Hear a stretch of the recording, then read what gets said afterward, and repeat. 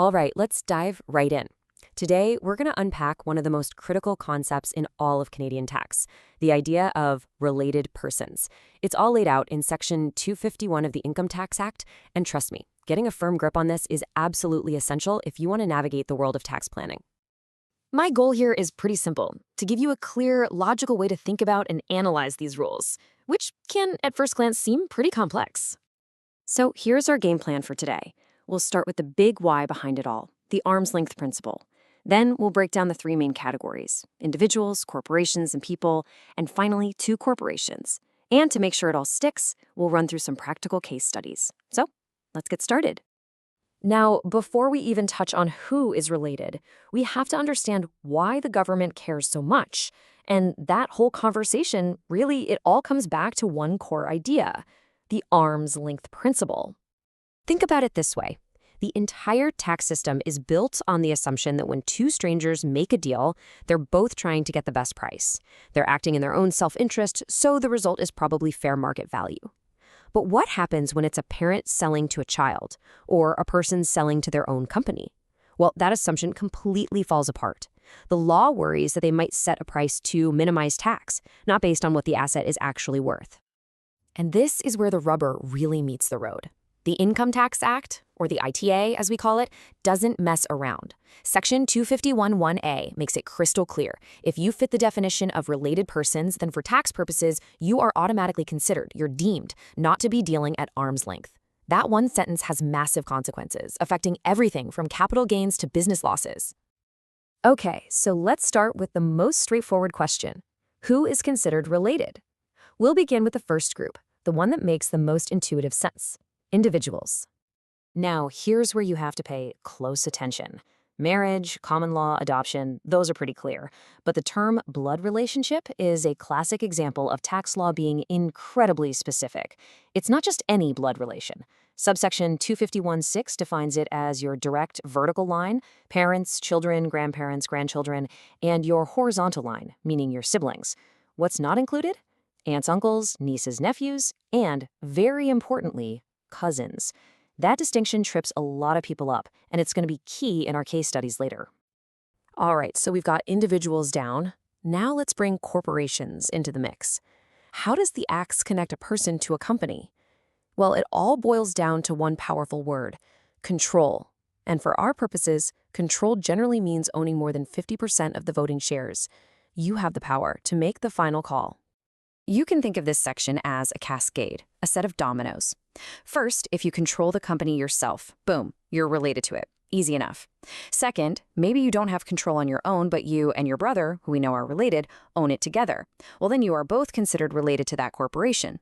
And third, this is where the net gets really wide. Anyone who is related to the people we just identified in steps 1 and 2 is also deemed to be related to the corporation. Okay, deep breath. This brings us to what is arguably the most complex piece of this puzzle: figuring out when two completely separate corporations are considered related to one another. This is where the rules start to feel like a complicated web, but it's all based on that same concept of common control. So, the Act gives us 6 different tests to work through. The first 3, they're pretty straightforward. Same person controls both, or two related people each control one. Makes sense. But then you get to tests 4, 5, and 6. This is where we start dealing with more complex situations involving unrelated groups of people controlling companies. Reading them on a slide can feel a bit abstract, so the best way to really understand these is to see them in action. Okay, enough with the theory. Let's see how this stuff actually works in the real world. It's time to put these rules to the test with a few case studies. So let's paint a picture for our first case. We have A. Let's call her the grandparent. She owns 100% of her company, ACO. Simple. Then we have her 2 grandchildren, Y and Z. Now, Y and Z are cousins, and remember what we said? For tax purposes, cousins are not related. That's a crucial fact here. Together, this unrelated group of Y and Z owns and controls another company, OpCo. So what do you think? Based on that setup, are ACO and OpCo related? Think back to that list of 6 tests we just looked at. Which one, if any, do you think applies here? If you were thinking about test number 4, you're right on the money. This rule was designed for this exact scenario. You have one company controlled by a single person and another controlled by an unrelated group. The question the rule asks is Is that one person related to each and every member of that unrelated group? And the answer here is a definite yes. Let's walk through it. A is the single person controlling ACO. Is A related to Y? Yes, that's her grandchild. Is A related to Z? Yes, also her grandchild. Because she is related to every member of the group controlling OPCO, the test is met and the corporations are related. And that's a big deal. It could, for example, force them to share a single small business deduction. All right, let's shake things up for case study 2. We'll keep OPCO exactly the same. It's still controlled by the unrelated cousins, Y and Z, but this time we have a new company, BCO. BCO is controlled by a related group, our grandparent, A, and her 2 children, C and D. So, new setup, same question. Are BCO and OPCO related? How does it change the analysis when the first company is controlled by a related group instead of just one person? Well, this is where we move on to the very next rule, subparagraph 5. Now, notice the subtle but important change in the wording. The test isn't about the whole group. It's about finding just one person in that first related group who connects to everyone in the second unrelated group. We're looking for a single linking pin. And you've probably guessed it. The answer is yes, again. We look at the group controlling BCO, A, C, and D. We just need to find one of them who is related to both Y and Z. Well, C and D are their aunt and uncle, so that doesn't work. But A is the grandparent to both. That's our link. Since one member of the related group is related to every member of the unrelated group, the test is passed. The companies are related. Okay, one last puzzle for you, and this one is a classic. Picture this.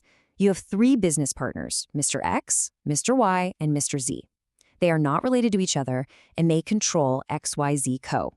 Then, their spouses, Mrs. X, Mrs. Y, and Mrs. Z, form their own company, ZXY Co. They aren't related to each other either. The only link is the marriages. This scenario is precisely what the 6th and final test was written for. Now, I know it sounds like a mouthful when you read it, but the logic is actually quite elegant. It says that if each member of the first group is related to at least one member of the second group, the corporations are related. So let's just walk through the checklist. Let's start with Mr. X. Is he related to at least one person in the other company? Yep, his spouse, Mrs. X. Check. How about Mr. Y? Yes, he's related to Mrs. Y. Check. And Mr. Z? Related to Mrs. Z? Check.